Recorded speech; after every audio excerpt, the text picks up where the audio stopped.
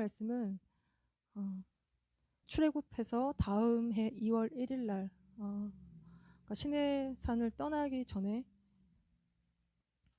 전쟁에 나갈 수 있는 20세 이상의 사람들의 수를 세는 것으로 시작하죠. 그래서 그거를 위해서 각 지파의 우두머리를 세워요. 그래서 하나님이 이스라엘 백성들을 출애굽시키셔서 언약 백성을 삼으셔서 그들을 자기의 영달을 위해서 자기의 뭐 어떤 것들을 위해서 살아가는 자가 아니라 주의 뜻을 따라 전쟁하는 군사로 하나님 이를 부르셨어요.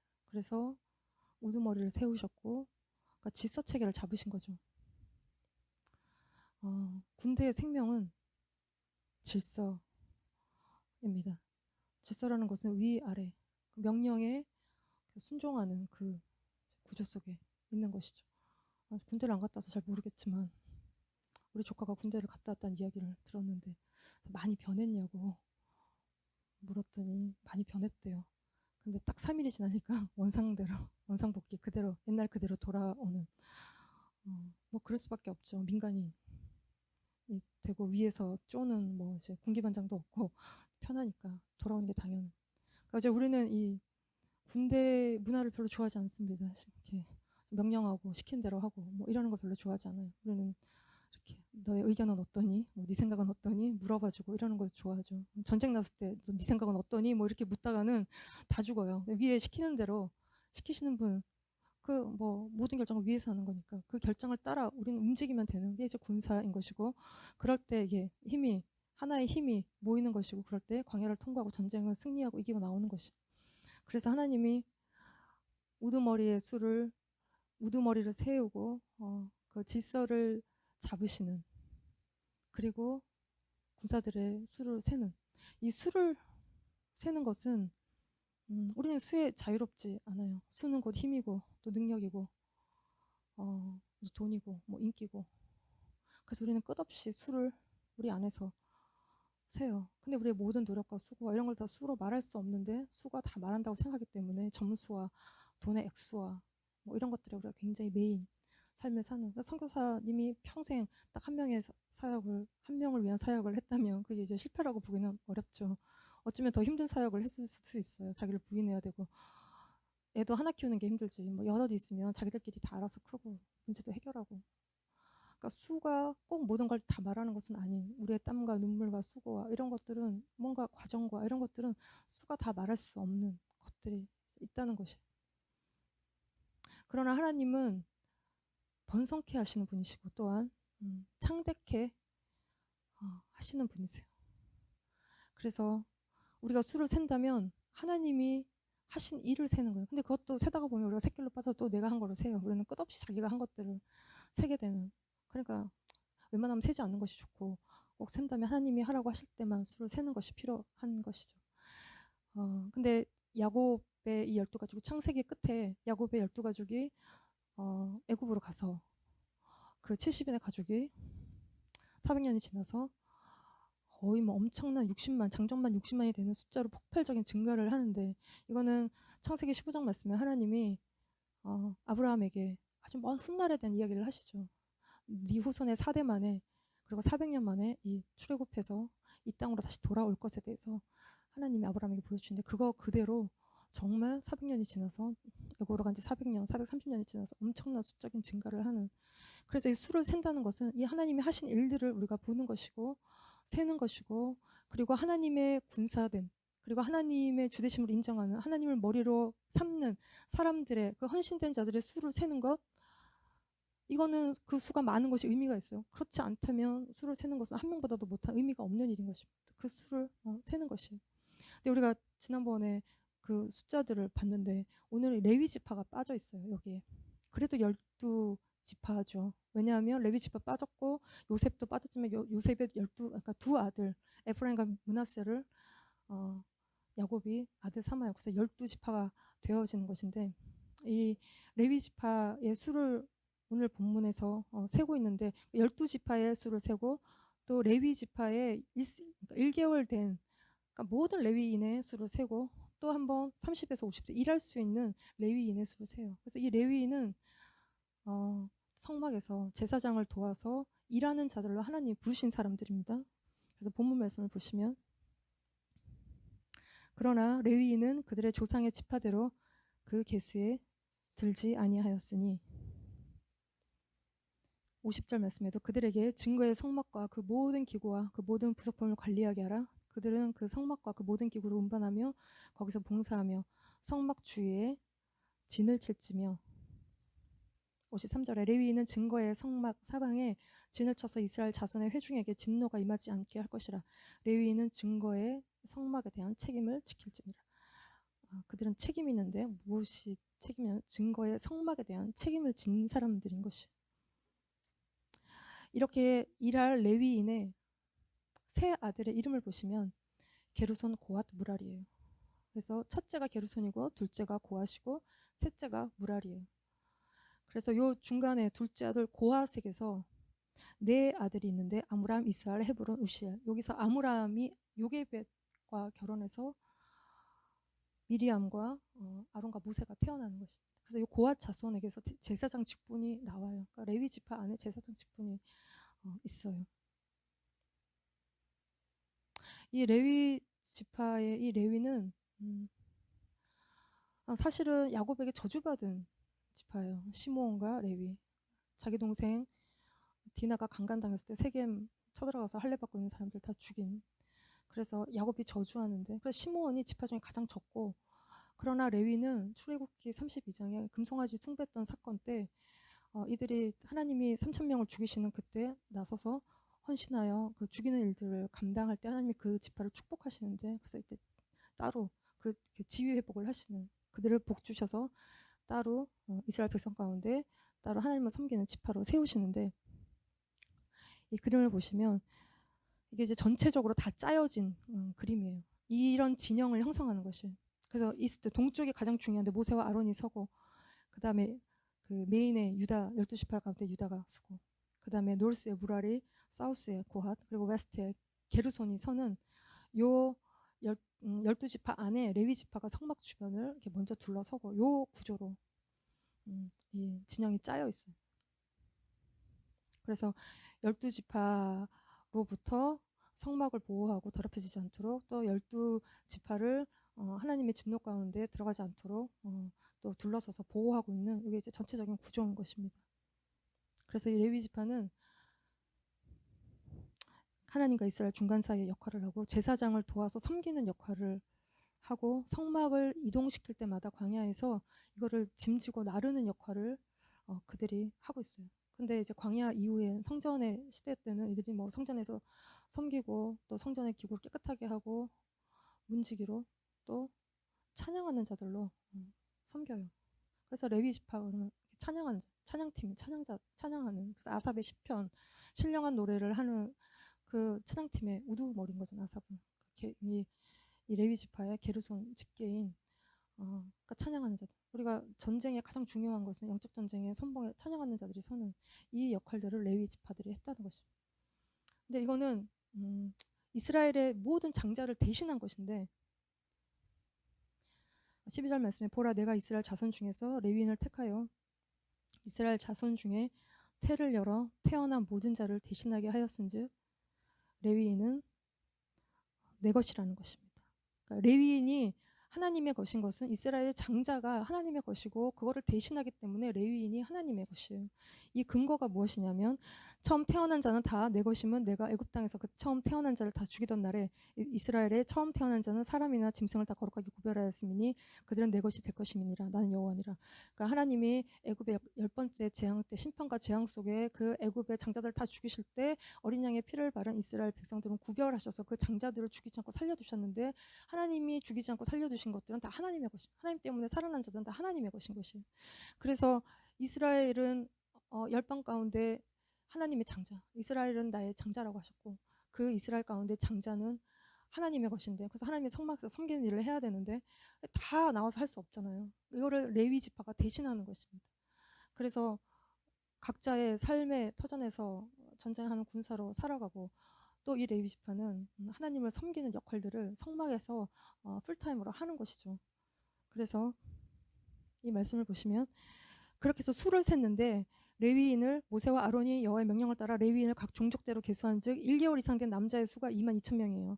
근데 1개월 이상 된 처음 태어난 이스라엘의 장자들의 수는 22,273명인 것이에요. 그래서 273명이 더 많죠. 이거는 속전으로 내라는 것이에요.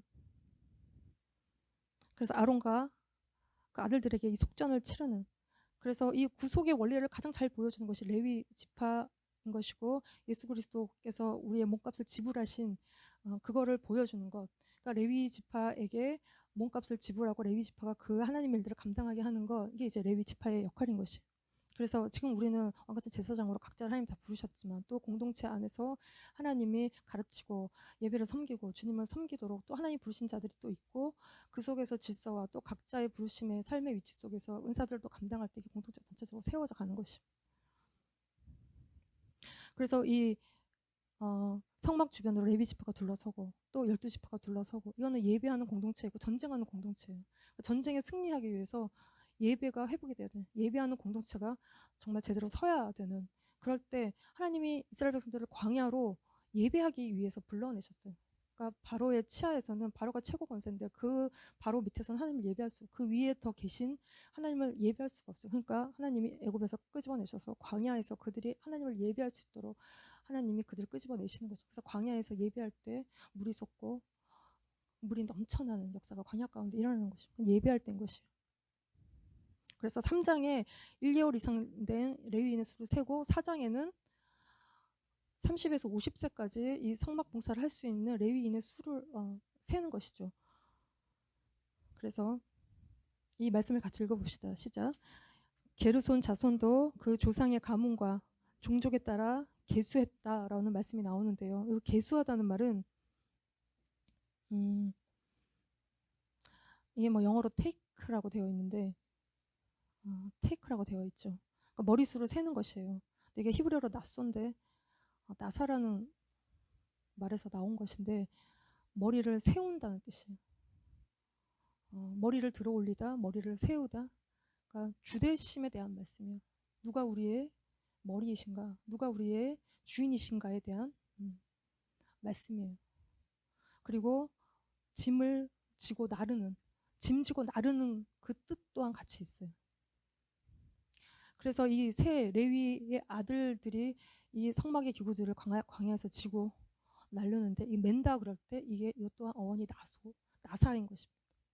그래서 짐을 지고 나르는 것인데, 이들이 누구를 위해서 이런 일을 하는 것인가? 이거는 자기의 일을 하는 것이 아니라 하나님을 섬기는, 하나님을 높이는, 하나님의 영광을 나타내는, 그래서 부르심 받은, 자기의 일을 하는 것이 아니라 하나님의 영광을 나타내는 자들로 부르시고 거기에 들여진 자들이 이 레위인인 것이에요. 그래서 광야에서 이들이 성막의 짐을 지고 날라요. 40년 동안 그 일을 반복적으로 해요. 무겁겠죠. 힘들겠죠. 그래서 30에서 50세까지만 할 수 있어요. 영적인 힘이 있어야 되고 육적인 힘도 있어야 되고 정말 하나님의 영광을 돌리는, 그 영광을 실어나르는 일들을 이들이 하는, 그거를 위해 계수된 자들이 이 레위 지파, 레위인들이라는 것이. 그래서 이 첫째 아들 게르손의 이름 뭐냐면 4장 25, 26절을 같이 읽겠습니다. 곧 그들이 성막의 휘장들과 회막과 그 덮개와 그 위에 해달의 가죽 덮개와 회막 휘장 문을 매며 뜰의 휘장과 성막과 제단 사방에 있는 뜰의 휘장문과 그 줄들과 그것에 사용하는 모든 기구를 매며 이 모든 것을 이렇게 맡아 처리할 것이라. 성막의 천 종류들을 정리하는 거. 이거는 근데 어깨에 매는 거는 아니에요. 이거는 실어 날라요, 수레에. 그래서 민수기 7장에 보면 헌물을 드리는데 뭐 수레 6, 소 12, 그거는 이 게르손과 무라리가 실어 나르는 것들을 위해서 헌물로 드려진 것들. 근데 고앗 자손은 좀 달라요. 고앗은 좀 더 중요한 지성소의 성물, 성소와 지성소의 그 성물을 옮기는 역할들을 하는데 15절 말씀을 보시면 진영을 떠날 때 아론과 그의 아들들이 성소의 모든 기구 덮는 일을 마치거든 고앗 자손들이 와서 맬 것이니라. 그러나 성물은 만지지 말라. 그들이 죽으리라. 회막 물건 중에서 이것들은 고앗 자손이 맬 것이며, 제사장들이 와서 이 지성소에 모든 물건을 쌓고 덮고 그러면 고아 자손이 와서 이거를 매는 일들을 했어요. 어깨에다 매요. 체에 깨어서 어깨에다 매요. 딴 데다 실어 나르면 안 되고 술에 실어 나르면 안 되고 자기의 어깨에 짐져서 날라야 되는 것이죠. 그러니까 자기 몸을 써야 돼요. 머리를 쓰면 안 되고 이 거룩한 하나님의 영광이 나타나는 이 언약궤를 이동할 땐 자기의 방법, 자기의 힘을 쓰는 것이 아니라 머리를 쓰는 것이 아니라 자기의 몸을 써서 이거를 운반하는 일들을 해야 돼요. 그러지 않을 때 우사가 죽죠. 수레에 실어서 나르고 막 흔들리니까 잡고 그냥 즉사하는 것이 하나님의 그 언약궤를 실현할 때 하나님의 방법으로 나르는 이게 근데 이제 광야에서 이걸 날랐다고 생각하면 참 이렇게 무겁고 힘들고 덥고 참 어려웠을 것 같은데 이게 이제 부르심이고 사명인 것입니다. 우리가 힘들어도 지고 가는 또 때로는 우리가 내려놓고 싶은 것들 그것이 우리에게 우리가 하나님이 우리에게 짐지고 가라고 주신 사명이고 부르심인 것입니다. 근데 이거를 뭐 내려놓으면 홀가분할 것 같지만 절대 이제 그렇지 않아요. 우리가 마땅히 해야 될 일들을 하지 않으면 영적인 죽음, 영적인 우리가 에너지가 다 이렇게 나지 않는 그리고 죄를 많이 져.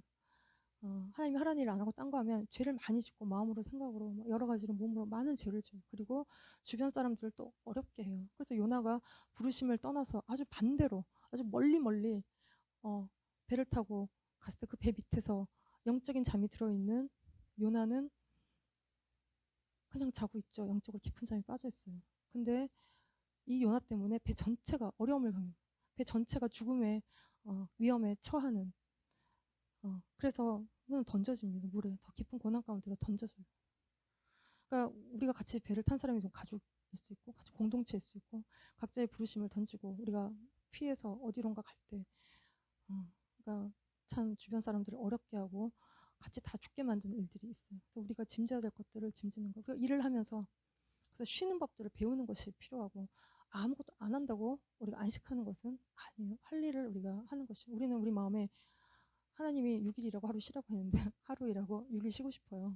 1시간 공부하고 한 10시간 자고 싶어요. 그게 이제 우리가 쉬고 싶다. 나는 못 쉬었다. 이런 생각이 늘 우리 안에 있는 또 쉬어야지 또 쉬어야지 이런 생각이 있는 근데 우리가 그 안에서 안식하는 법들 배우지 못해서 그런 것인데 제가 이제 임신해서 그때도 사역이 끝나지 않아서 입덧이 되게 심했을 때였어요. 그래서 막 입덧하고 있을 때 막 뭐가 빙빙 도는 것 같고 아침에 일어나면 계속 속이 미식거리고 토할 것 같고 누워도 불편하고 앉아있어도 불편하고 막 바닥이 다 막 날 향해 덤비는 것 같고 이럴 때 사역을 끝내지 않았기 때문에 계속 뭔가 중요한 수련회를 맡아서 책임져야 될 일들이 있었는데 그거를 하면서 다 그냥 감당이 됐어요. 그러면서 하나님이 그냥 힘을 주셔서 하면서 그냥 일을 하면서도 안식할 수 있다는 것들을 이렇게 배우는 하나님이 하게 하신 거예요. 도움이 있었고 하게 하셨고 그 속에서 우리가 마음이 쉬면 그 속에서 그러니까 쉼을 누릴 수 있는 일을 하면서도 쉼을 누릴 수 있다는 것이죠. 그래서 이 세 번째 아들 무라리가 한 일을 보시면 같이 한번 읽어봅시다. 시작. 그들이 직무를 따라 회막에서 할 모든 일 곧 그 맬 것은 이러하니 곧 장막의 널판들과 그 띠들과 그 기둥들과 그 받침들과 뜰 둘레의 기둥들과 그 받침들과 말뚝들과 그 줄들과 그 모든 기구들과 그것에 쓰는 모든 것이라 너희는 그들이 맡아 맬 모든 기구의 품목을 지정하라 하는 것이에요. 여기에 보시면 직무를 그러니까 이제 이 성막의 이 작은 나무 같은 이런 부품들을 매는 일을 이 셋째 아들이 했는데 31절에 그들이 직무를 따라 요 직무를 따라 했다는 말은 이게 아보다 그러니까 아바드에서 나온 것인데 노동하다, 일하다, 섬기다라는 뜻이 있는 것이에요. 그래서 각자에게 하나님 주신 일들을 책임지고 맡아서 광야길을 걸어가는 섬기는 일을 하는 것이 직무를 따라 그러니까 노동은 선한 것이 일하는 것은 선한 것이 그래서 하나님이 우리 각자에게 주신 섬길 일들을 우리의 어깨에 짊어지고 가게 하시는 것이죠. 제가 이제 애들이 학교를 안 가니까 6시에서 7시까지 이렇게 아침에 나가서 걸어요. 산책 걸어요. 근데 그 시간이 가장 세상에 아름다운 시간이에요. 이게 해가 뜬 것 같은데 다 뜨지 않고 이슬이 좀 내려 있고 이런 걸을 때 이게 굉장히 뭔가 많이 회복이 되는 것 같은 그 이제 살기 위해서 걷는데 요즘에 토끼가 많아졌어요. 뭔가 이렇게 막 토끼가 여기저기 걷는데 이게 이제 수가 많아져서 그런지 애들이 되게 당돌하게 도망가지도 않고 계속 옆으로 나를 쳐다보다가 뭐 이제 그러는.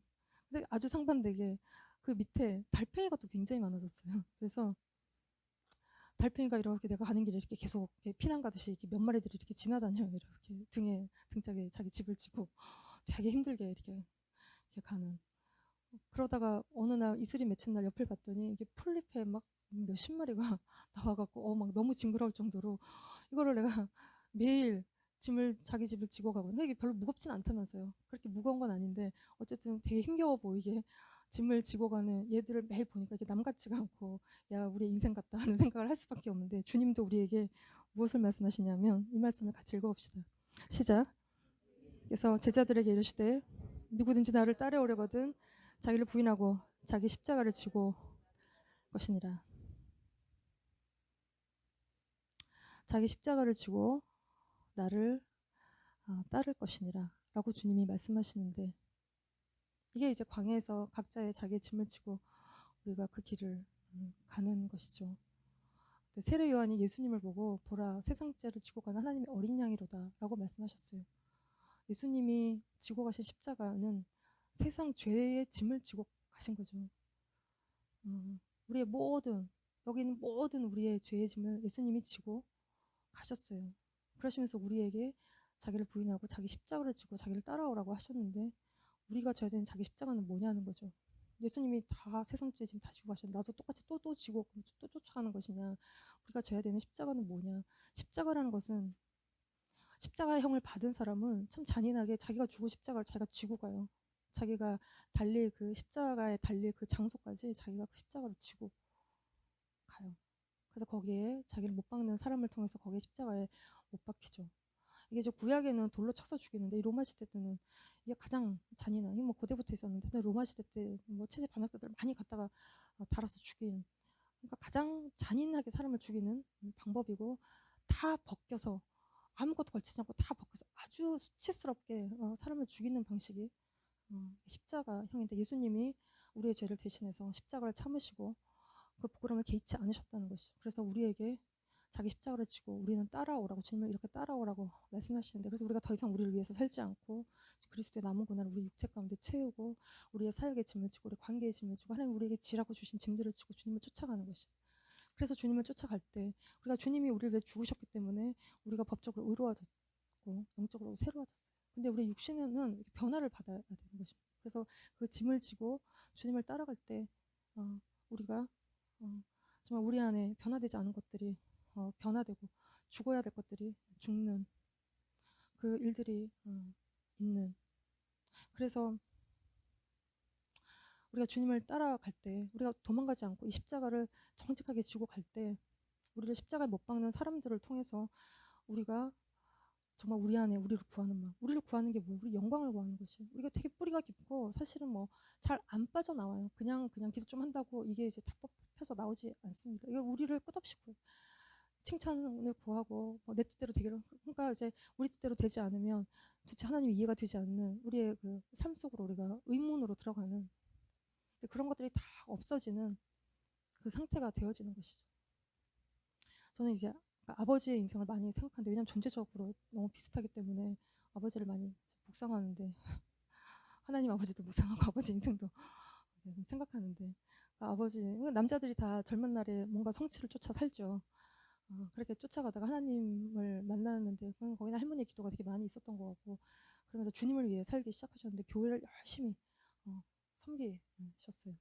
그래서 교회는 선교가 사명이다 생각하시고 교회에서 선교의 일들을 하기 시작하셔서 뭐 똑똑한 젊은 선교사에게 후원하고 서포터하고 학비도 대주시고 그래서 선교지로 보내고 후원하고 학교도 세우고 교회도 세우고 이런 일을 쫙 다 하셨어요. 그 되게 기쁨으로 저는 하셨다고 생각하고 근데 그 교회 목사님이 많이 좀 어려운 분이셨어요.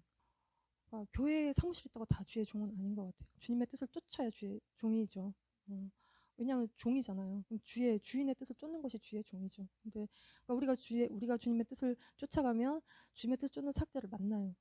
근데 우리가 주님의 뜻 쫓지 않는데 뭐 사역자가 어떻고 저떻고 하면 그러니까 우리가 벌써부터 그런 걸 판단하는 것 자체가 100% 교만일 수 있는데, 그러나 우리가 주의 뜻을 쫓을 때 주의 종을 만나는데, 그래서 그 교회에 더 이상 아버지가 나오셨으면 좋겠다고 생각했는데 아버지는 사람이 중요하지 않고 일을 하나님 주신 일이 있다고 생각해서 그걸 계속 쭉 하시다가 사역을 다 내려놓으시고 늘 혼자 계시다가 돌아가시기 한 달 전에 자기는 인생에 살면서 힘들게 했던 사람들도 용서한다 그렇게 말씀하시고, 중환자실에서 돌아가실 때는 뭔가 쓰셨는데 뭐 천국도 보고 지옥도 보고 뭐 그러셨다고 쓰셨어요.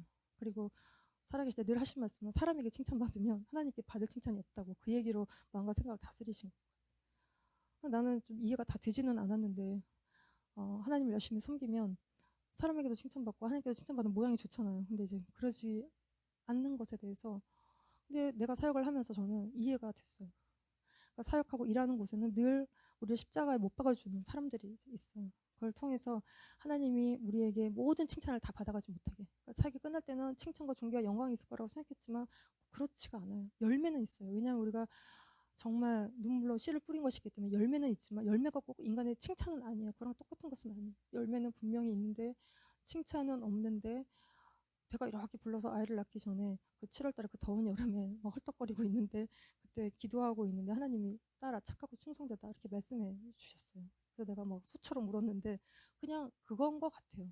그러니까 우리가 사람에게 칭찬받으면 하나님께 받을 칭찬이 없고, 또 하나님이 그런 것들을 통해서 우리를 십자가 못 박은 사람 미워할 필요가 없는 것은 그냥 그 사람들 때문에 우리가 연단을 받고 우리가 끝없이 우리를 구하는 마음들이 다 하나님 앞에서 이렇게 쳐서 깨지는 일들이, 그러면 사실은 우리는 천국 가는 게 목표지, 우리가 뭘 대단히 하지 않아도 주님의 일을 못하는 게 아니에요. 주님이 우리가 없으면 일을 못하시는 게 아니에요. 그 일들을 통해서 하나님이 우리를 이제 깨시고 우리를 구하는 끝없는, 그러니까 열심히 일하고 칭찬받으면 그게 얼마나 마음이 높아지겠어요.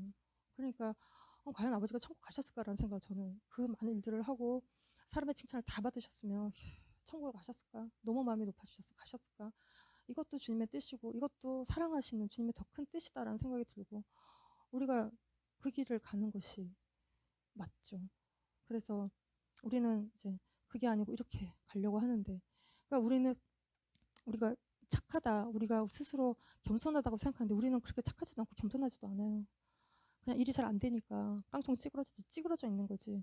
뭔가 상황이 풀리면 우리는 또 이렇게 우리를 구해요. 그래서 군대를 2년 가갖고는 사람이 체질이 안 바뀌는 거죠. 평생 주님의 연단 가운데 있어야 우리가 죽을 때쯤 돼서 천국 갈 만한 인격과 그러니까 천국 갈 만한 주님 닮은 모습이 되는, 그래서 우리의 구원이 우리가 죽을 때까지 이루어지고 완성되어서 가는 것, 이것이 우리가 십자가를 지고 주님을 따라가는 삶의 모습인 것이에요.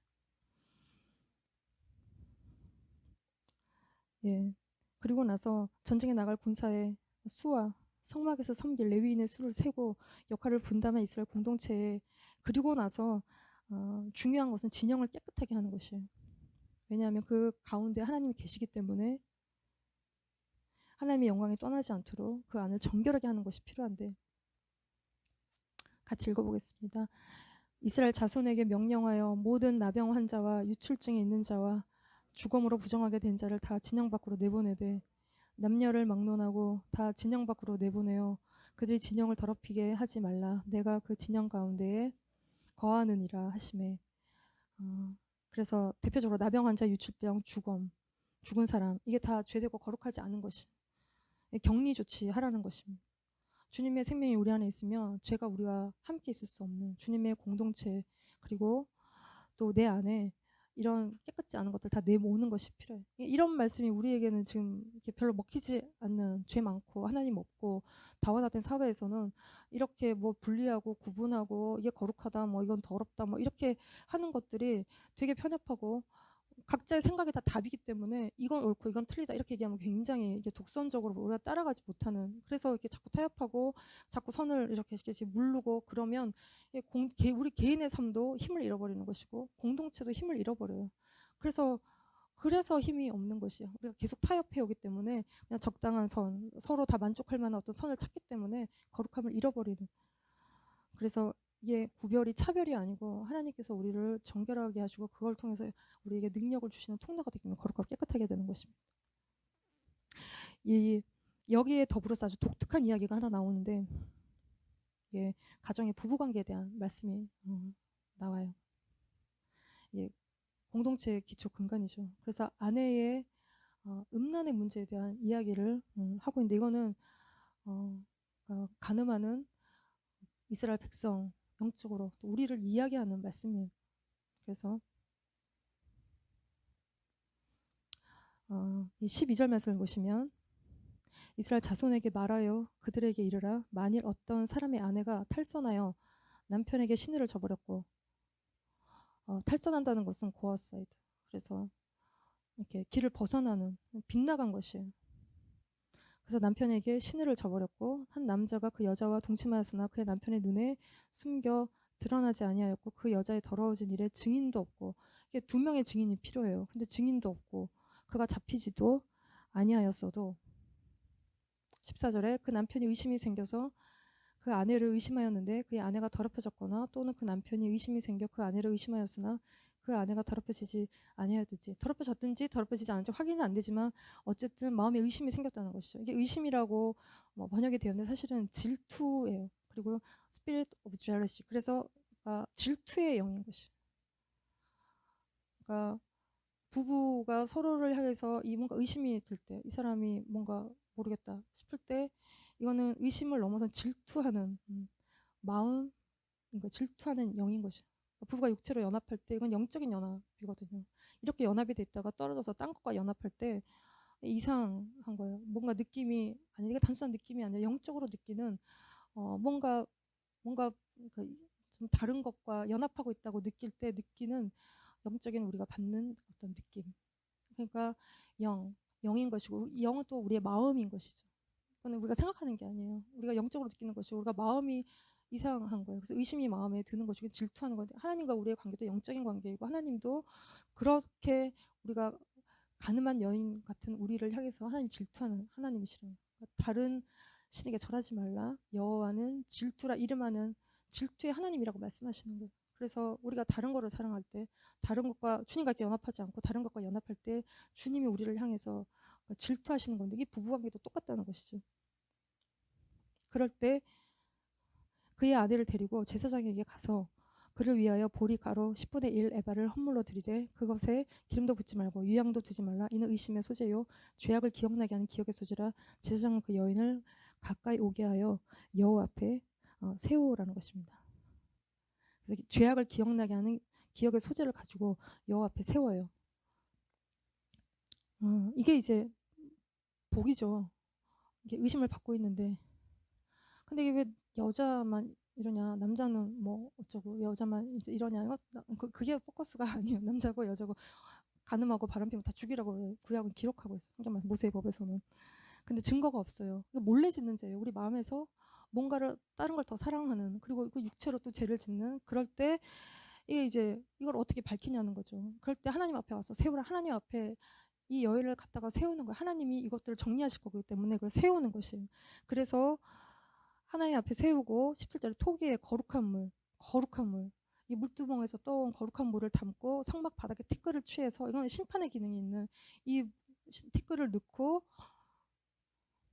그리고 제사장이 그 저주의 말을 두루마리에 써서 그 글자를 그 쓴물에 빨아요. 저주의 말을 쓴 것을. 그리고 여인에게 그 저주가 되게 하는 쓴물을 마시게 할지니 그 저주가 되게 하는 물이 그의 속에 들어가서 쓸 것이라는 것입니다. 그래서 정말 부정한 짓을 했다면 이것이 그 여인에게 들어가서 저주의 물이 될 것이고 그렇지 않으면 생명을 주는 물이 될 것인데 이거는 정말 우리의 죄를 드러내고 우리의 죄를 밝히 보이시는 말씀 이것이 물로 씻어 말씀으로 깨끗게 하시는 주님의 말씀 우리 안에 들어갈 때 죄를 드러내고 그것이 우리를 죽이기도 하고 우리를 살리기도 하는 말씀인 것이에요.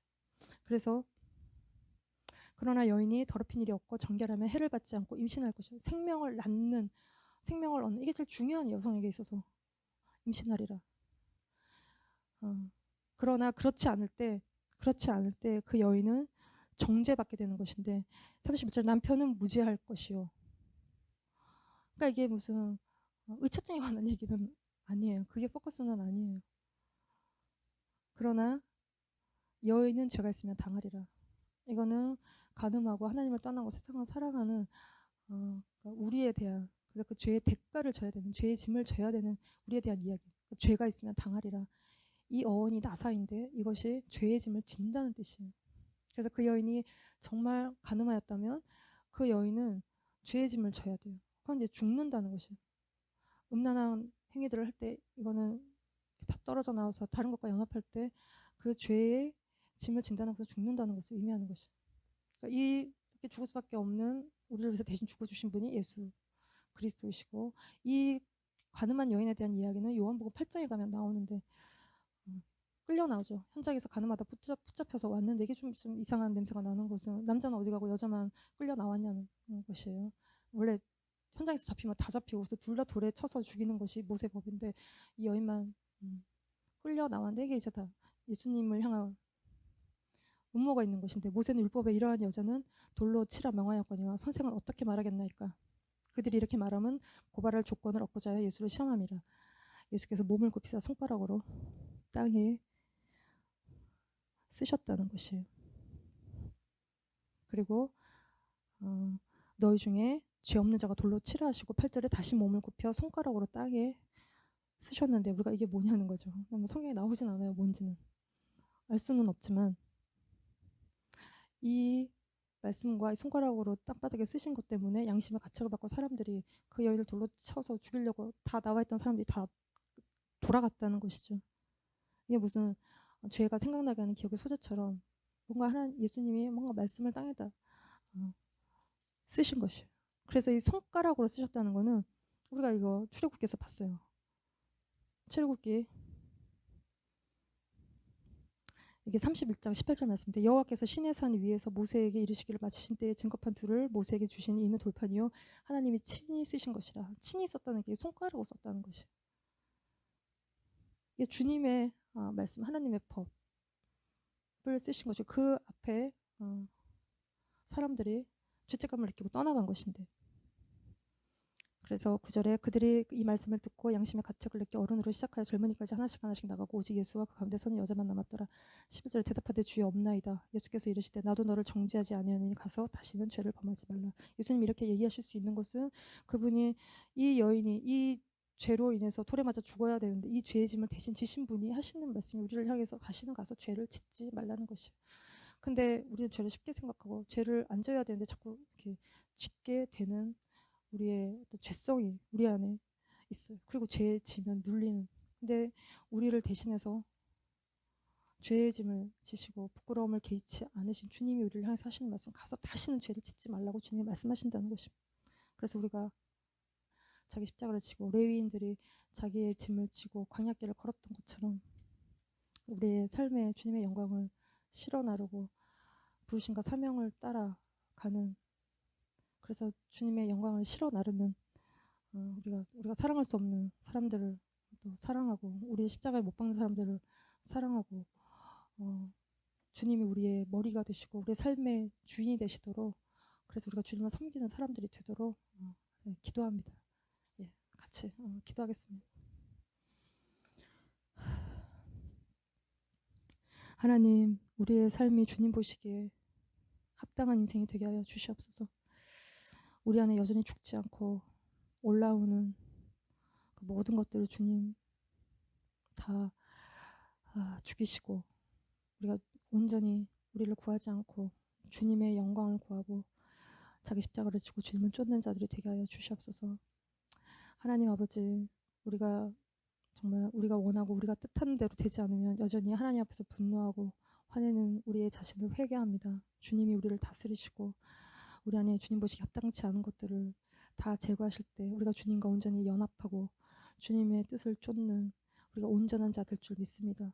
주님, 저희가 주님 닮은 자들이 더욱 되게 하여 주시고 이 광야길에 주님 우리에게 주시는 그 짐을 지고 또 주님을 쫓아가는 주님께 합당한 인생들로 다 세워주시옵소서. 주님을 사랑하고 주님을 경배합니다.